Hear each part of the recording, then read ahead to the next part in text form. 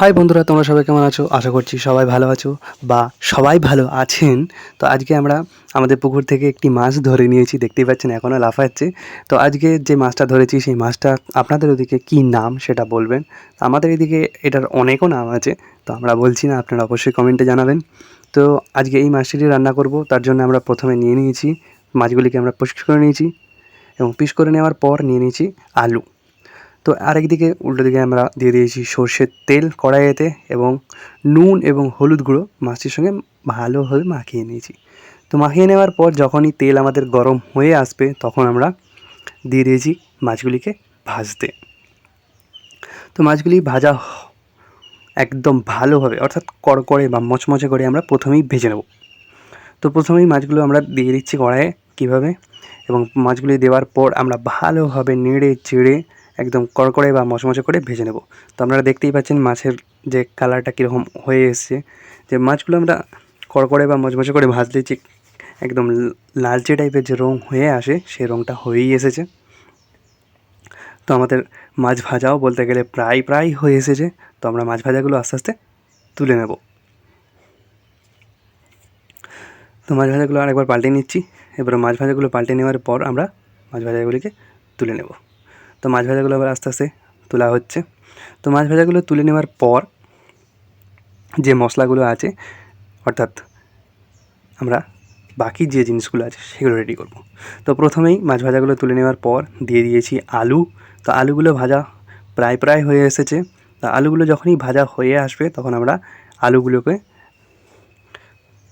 তুলে রেখে দেবো। তো আমাদের আলু ভাজা প্রায় হয়ে এসেছে। তো তার জন্য আমরা আলু ভাজাগুলোকে একটা জায়গায় তুলে নিয়ে রেখে দিচ্ছি। তো মাছ এবং আলু দেখতেই পাচ্ছেন একসাথে আমরা তুলে রেখে দিয়েছি। এরপরে আবারও চাপিয়ে দেবো কড়াই, এবং কড়াইয়ে দিয়ে দেব সেই সর্ষের তেল।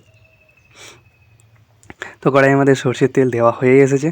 তো কড়াইয়ের তেল গরম হতে হতেই আমরা দিয়ে দেবো পেঁয়াজ কুচি।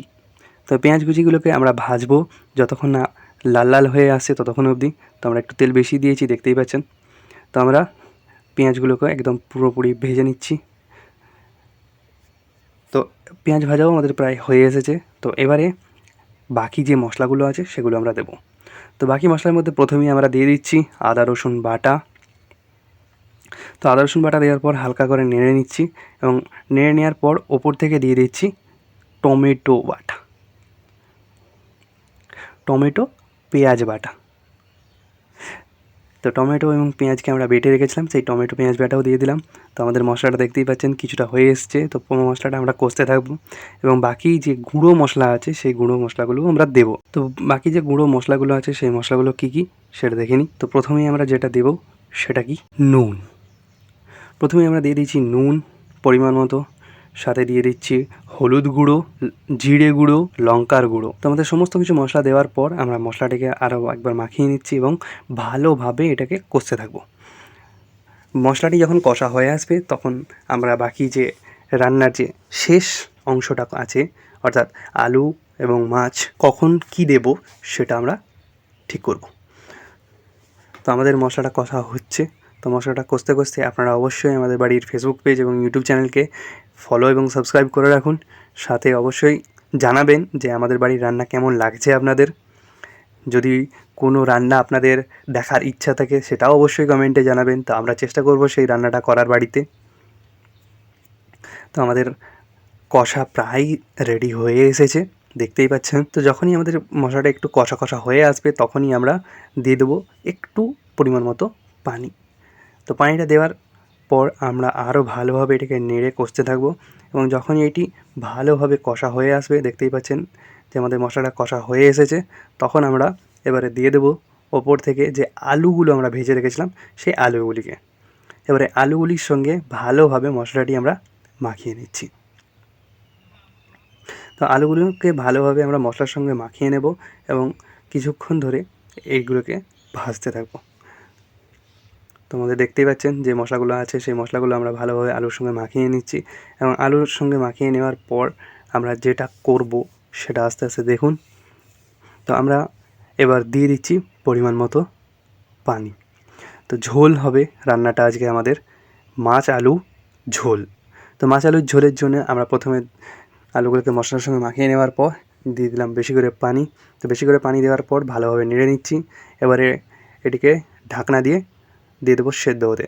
তো সেদ্ধ হওয়ার আগে আমরা ভালোভাবে পুরো চারপাশটা পরিষ্কার করে নিচ্ছি এবং নেড়ে নিয়ে পুরো ঠিকঠাক করে নিই।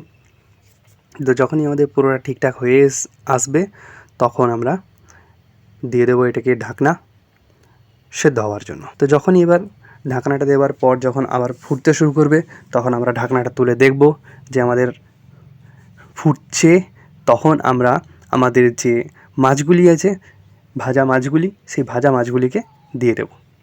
তো ভাজা মাছগুলি দেওয়ার পর আমরা ভালোভাবে নেড়ে নিচ্ছি এবং মাছগুলোকে ঝোলের মধ্যে ডুবিয়ে দিচ্ছি, যাতে যে আমাদের মশলাগুলো আছে সেই মশলাগুলো যেন মাছের মধ্যে ঢুকে যায় এবং খাবার অর্থাৎ যে রান্নাটা করছি তরকারিটার সেটার টেস্ট আরও বাড়ে।